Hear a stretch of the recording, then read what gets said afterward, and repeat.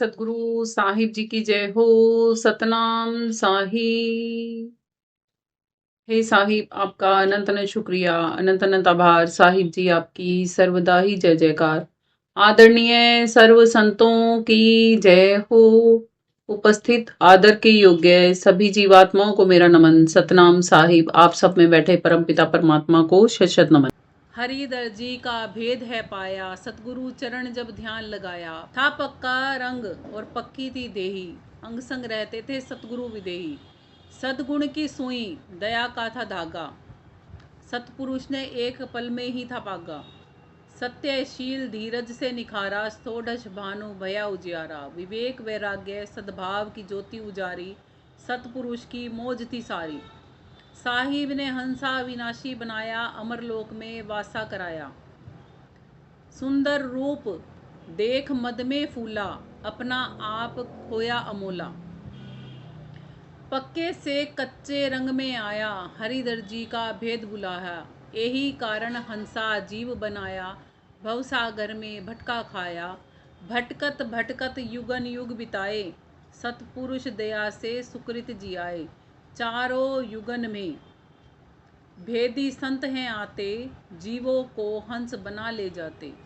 जो जीव संतों की समझे हैं वाणी, अमली बने और बने सतनामी। सत्य सद्भाव को दृढ़ कर धारे, होते हैं विवेक के फिर उजियारे। शील और दया से भक्ति भाव बढ़ आए, धीरज वैराग की ज्योति जराए। छूट जाए फिर कच्ची ये देही, पुनः हंसा हो जाए शब्द स्नेही। छूटे भव में फिर भटकना, जग लगता है फिर एक सपना। गुरु सूर्य दास जी से ये भेद है पाया, ये पाया ज्ञाना। सुनीता दासी ने अपना आप पहचाना। अब सबहन को कहे समझाए, तुम भी सद्भक्ति कर लो भाई। हरिदर जी का मरम जिसने जाना, उसी ने पाया पद निर्वाणा।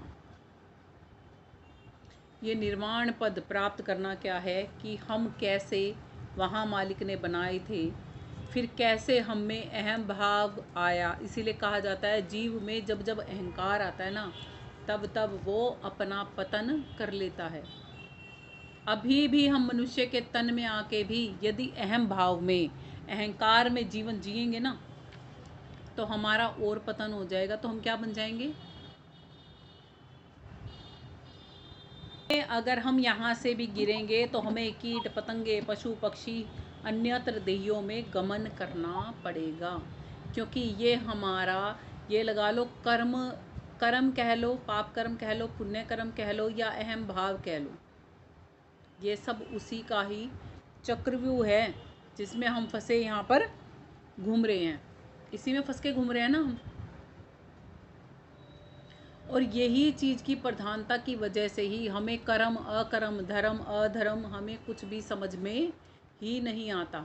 जब तक हमारे जीवन में किसी सच्चे शब्द भेदी संत का आगमन नहीं होता, तब तक तो हम पाप पुण्य अच्छा बुरा इसका उसका उसी में ही उलझे रहते ना। संत हमें समझाते हैं कि अरे ना पाप कुछ है ना पुण्य कुछ है, इन सबको ही ज्ञान अग्नि में दग्ध करने को तो स्वयं श्री कृष्ण जी ने भी बोला है, श्री गीता में बोला है ना। नहीं तो श्री कृष्ण जी कह देते पाप कर्मों को दग्ध कर दे और पुण्य कर्मों को हे अर्जुन तू स्टोर कर ले। है क्या नहीं? सतोगुण में भी क्या गड़बड़ है? केवल एक सतोगुण जिसके पास आता है, जैसे सपोज करो आज मैं भक्ति कर रही हूँ, मेरे पास सतोगुण की प्रबलता आ गई। सतोगुण की प्रबलता आने के बाद यदि मुझ में अहम भाव आ जाएगा ना कि मैं ही सुनाने वाली हूँ, ये तो सारे मूर्ख है सुनने वाले, मेरे से ज़्यादा तो कोई ज्ञानी नहीं है, मेरे से ज़्यादा तो कोई ध्यान साधना कर ही नहीं सकता। हम सब कौन है? हम सब परमात्मा की आत्माएं हैं ना। फिर मुझ में और तुझ में बता भेद कितना? नहीं है ना। हाँ, हम में और मालिक में जो भेद है ना, हमें वो भी मिटाना है। कहते हैं ना, हम एक वाणी बोलते हैं, मुझ में और तुझ में बस भेद यही, मैं नर हूँ तुम हो नारायण। मैं हूँ संसार के हाथों में और संसार आपके हाथों में। तो हमें वो भी भेद मिटाना है। तो फिर अगर हम नरों में ही आपस में एक दूसरे में ही भेद करते रहेंगे, ये ऊंचा, ये नीचा, ये छोटा, ये बड़ा, ये ज्ञानी, ये अज्ञानी, तब फिर हम इक्वालिटी कब लाएंगे?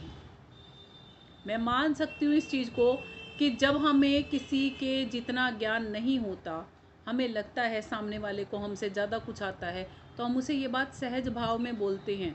यदि वो अपना के उस बात को और अहम में भर जाएगा, तो उसका हानिकारक परिणाम उसे भोगना पड़ेगा ना। केवल ये बात सामने वाले को जो सुना रहा है ना, उसको ध्यान रखनी होती है।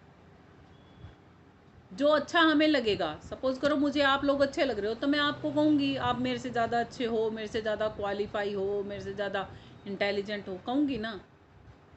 हाँ, और आप उसको लेके देख मैं तो हूँ ना इससे ज़्यादा बढ़िया, तो क्या हुआ? आ गया ना। अब वो क्या करेगा? धीरे धीरे हर एक बात पे आपको ये कहने को मजबूर करेगा, चल तुझे तो कुछ नहीं आता, तेरे तो बकवास है, तेरी तो ज़िंदगी ख़राब है, तेरे को क्या पता, अगर मैं तुझे ना सिखाती तो तेरी तो ज़िंदगी कुछ थी ही नहीं। समझ गए? तो वो क्या आ रहा है? धीरे धीरे अहंकार आ रहा है, और फिर मैं और आगे बढ़ते बढ़ते वो क्या हो जाएगा? मैं मेरे जैसा तो धरती पे दूसरा कोई इंसान है ही नहीं। और जब ये मैं की भावना बढ़ने लगती है, तब हम में रजोगुण की प्रधानता शुरू हो जाती है। जब हम में रजोगुण बढ़ता है तो फिर क्या आएगा? जब मैं आ गया तो मैं, मेरा, मेरी भी आएगा, जैसे हम अपने परिवार के लिए करते हैं। पड़ोसी क्या है हमारे आगे? कुछ भी नहीं। मैं, मेरा घर, मेरा परिवार, हम ही सब कुछ हैं, है ना। तो ये रजोगुण की प्रधानता आ जाती है, और जब रजोगुण की प्रधानता आएगी तो उसके बाद तमोगुण भी आना निश्चित है। क्योंकि जब हम अपने घर में भी क्या करते हैं, अभी सपोज करो मैं एक माँ हूँ, मैं अपने बच्चों में और अपने में भेद करती हूँ। कैसे? कि वो मैं और मेरे बच्चे हैं। अब मेरे बच्चे मेरे आगे कैसे बोल गए, मेरे बच्चों ने मेरा अपमान कैसे कर दिया, तो क्या आएगा? गुस्सा, क्रोध, ये क्या है? तमोगुण आ गया ना यहाँ पे भी। गृहस्थी में समझोगे तो छोटे स्केल पे है, इसी को ही भक्ति में समझोगे या शिक्षा के क्षेत्र पे समझोगे तो वो बड़े स्केल पे है। बस जहाँ मैं, मेरा, मेरी आया नहीं, वहाँ पे ही गड़बड़ शुरू हुई नहीं। हाँ, ये पक्का है कि शिष्य गुरु का सम्मान सदा करेगा और गुरु शिष्य का मान सदा रखेगा। ये होता है। ये कहीं पे भी नहीं कर सकता, ना गुरु कर सकता और ना शिष्य कर सकता। शिष्य तो गुरु को अपने से ऊंचा समझता ही रहेगा, और गुरु शिष्य को सदा अपने सम समझता ही रहेगा। ये विशेषता होती है दोनों की। इसीलिए कहा जाता है, एक ने कही दूजे ने मानी, कहे नानक दोनों ही ज्ञानी। यदि गुरु के पास कोई शिष्य आई ना पढ़ने के लिए, तो फिर वो गुरु कैसा? और यदि शिष्य बहुत सारे इकट्ठे हो जाए वहाँ पे, गुरु ना आए पढ़ाने के लिए, तो वो शिष्य कैसे? दोनों एक दूसरे के पूरक हैं। गुरु को जितनी शिष्यों की ज़रूरत है, उतनी ही शिष्यों को गुरु की ज़रूरत है। यदि सपोज करो आज अगर मैं गुरु बन जाती हूँ, ठीक है, और मेरे पास आप में से कोई भी है ही नहीं सुनने के लिए, शिष्य है ही नहीं, तो मैं किसे सुनाऊंगी ज्ञान? नहीं सुना सकती ना किसी को भी। मेरे को किसी स्कूल में किसी पोस्ट पे बिठा दिया स्कूल वालों ने कि चलो जी आप मैथ्स पढ़ा लेना, आपको मैथ्स बहुत अच्छा आता है। अब उस क्लास में मैथ की टीचिंग लेने के लिए कोई बच्चा ही नहीं आता, तो क्या मैं दीवारों को पढ़ाऊंगी, बेंच को पढ़ाऊंगी, किसको पढ़ाऊंगी? नहीं पढ़ा पाऊंगी ना किसी को भी। पूरक हो गए ना मेरे। कौन मेरे को पूर्ण करेगा? जब एक भी अगर शिष्य सामने बैठा होगा जो मेरे से शिक्षा लेना चाहेगा, तब मैं पूर्ण कहलाऊंगी। अब ऐसे ही सपोज करो एक मैथ्स की क्लास लगा रखी है, उसमें बच्चे सारे बैठे हैं, कोई स्कूल वालों के पास टीचर ही नहीं है मैथ पढ़ाने के लिए, तो अब वो क्लास पूरी है? क्यों पूरी नहीं है? क्योंकि उसमें शिक्षा देने वाला ही नहीं है, शिक्षण करने वाला ही नहीं है। तो शिक्षक बिना वो शिष्य सीखेंगे क्या? नहीं सीख सकते ना कुछ भी। वो बिना शिक्षा ग्रहण करे कभी भी उस क्लास को पास, मैथ की क्लास को पास नहीं कर पाएंगे, नहीं कर पाएंगे ना। इसीलिए कहा जाता है दोनों एक दूसरे के पूरक हैं। अब स्कूल में बच्चे यदि टीचर का सम्मान ना करें, उससे शिक्षा ही ना ग्रहण करें, शिक्षक भी है अब और बच्चे भी हैं, तो उनको शिक्षा आ जाएगी? नहीं आएगी। अब यदि टीचर हंकारवश बैठ जाए कि मुझे ही सब कुछ आता है, तुम तो निरे भांड हो, तुम्हें तो कुछ सिखाने के बाद भी तुम सीख नहीं सकते, तो उस टीचर की इमेज, क्योंकि इस क्लास के सभी बच्चे क्या होंगे? फेल हो जाएंगे, क्योंकि टीचर पढ़ा ही नहीं रहा ढंग से, क्योंकि वो तो अपने अहंकार में चूर घूम रहा है। जब अगर पढ़ाएगा नहीं तो उस रिजल्ट किसका खराब होता है? टीचर का खराब होता है। यदि बच्चे पास ना हो तो बच्चों का खराब नहीं होता। हालांकि बच्चे फेल हो जाते हैं सभी, तब भी क्या कहा जाता है? इस टीचर ने अच्छी तरह पढ़ाया ही नहीं, इसको पढ़ाना ही नहीं आता। तभी तो सबकी सब क्लास फेल हो गई, है ना। तो वो दोनों की एक बराबर चलती है, जैसे सूरज और किरण है ना। इसीलिए कहा जाता है जोड़ा है गुरु शिष्य का, सूरज शब्द का, आत्मा परमात्मा का, पति पत्नी का, प्रेमी प्रेमिका का। हर जगह जोड़े मिलेंगे आपको, जोड़े है ना। और इन सब में भी देखो, अगर एक दूसरे के प्रति पूर्ण समर्पण ना हो ना, किसी का भी किसी के प्रति, एक प्रेमी प्रेमिका का एक दूसरे के प्रति अगर समर्पण नहीं है, तो वो रिश्ता चलेगा? नहीं चलेगा, टूट जाएगा।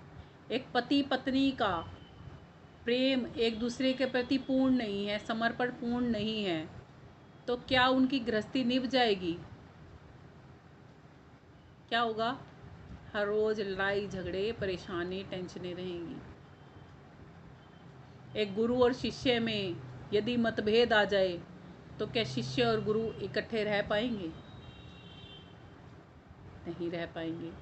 ऐसे ही सूरत और शब्द योग में जितना समर्पण आप आत्मा होके करते हो ना, उतना ही समर्पण वो परमात्मा भी करता है।